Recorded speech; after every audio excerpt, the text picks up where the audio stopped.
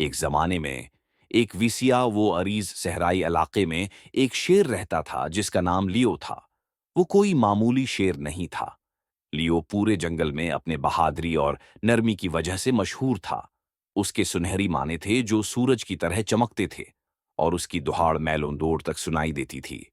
मगर उसके बावजूद लियो एक नर्म दिल, अक्लमंद और अपने दोस्तों और जंगल के जानवरों के लिए अंतहाई ख्याल रखने वाला था। जंगल एक जादुई जगह थी जहां मुख्तलिफ जानवर रहते थे।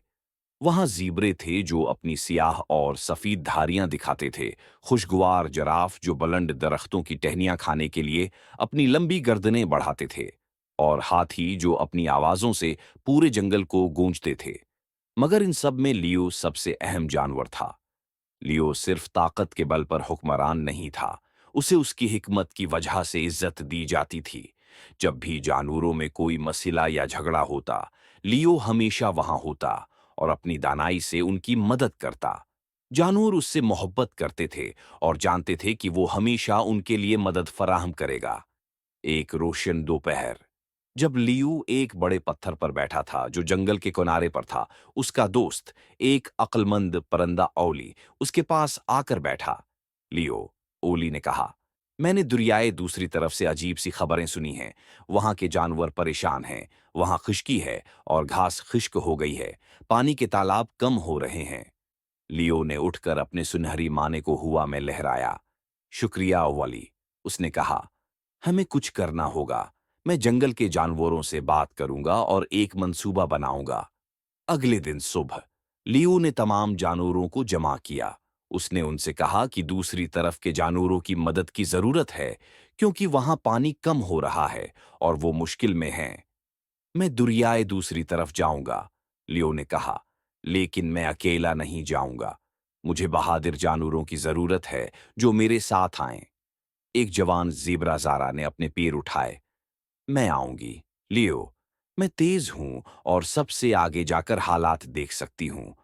मैं भी आऊंगा, जराफ गैरी ने कहा, जिसकी लंबी गर्दन थी और वो दौड़-दौड़ तक देख सकता था। और मैं भी मदद करूंगी, हाथी एला ने कहा, जो अपनी ताकत से बहुत कुछ कर सकती थी।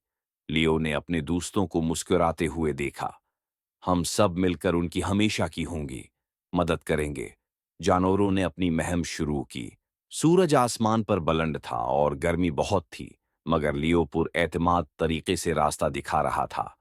जब वो सफर करते गए, उन्हें बहुत से जानवर मिले जो मदद के मोहताज थे। कुछ प्यासे थे और कुछ थके हुए थे, लेकिन लियो ने हमेशा उनकी मदद की, चाहे वो कुछ भी हो। जब वो दरियाए के करीब हों पहुंचे, तो उन्हें एक हैरान कुन मंजर नजर आया। दरिया सिर्फ एक धारे के तौर पर बह रहा था। दूसरी तरफ पानी के तालाब तकरीबन खुश्क हो चुके थे और दरख्त और पौधे मुरझा चुके थे। वहां के जानवर सख्त मुश्किलात में थे। एक खानदान वाइल्ड बेस्ट का आगे बढ़ा और लियो को सलाम किया। हमें खुशी है कि आप आए हैं, लियो, वालिद वाइल्ड बेस्ट ने कहा। हम नहीं जानते कि हम कब तक जिंदा रहेंगे। लियो ने दिल में अफसोस महसूस किया। इसने कहा, परेशान ना हूं, हम कुछ ना कुछ जरूर करेंगे। लियो और उसके दोस्तों ने फौरी तौर पर हल की तलाश शुरू कर दी।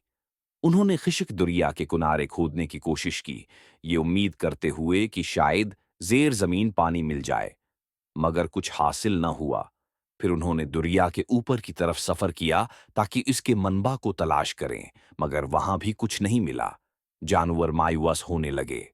एक रात जब लियो सितारों के नीचे दरख्तों के साए में बैठा था, उसे एक ख्याल आया।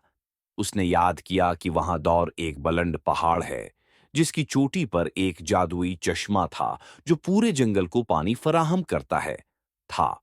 मगर ये चश्मा बहुत दूर था और पहाड़ की चढ़ाई बहुत दुश्वार थी। अगले दिन लियो ने अपने दोस्तों को ये ख्याल बताया, हमें उस पहाड़ तक पहुंचना होगा। मुझे यकीन है कि उसकी चोटी पर जो चश्मा है वो हमारी मदद करेगा।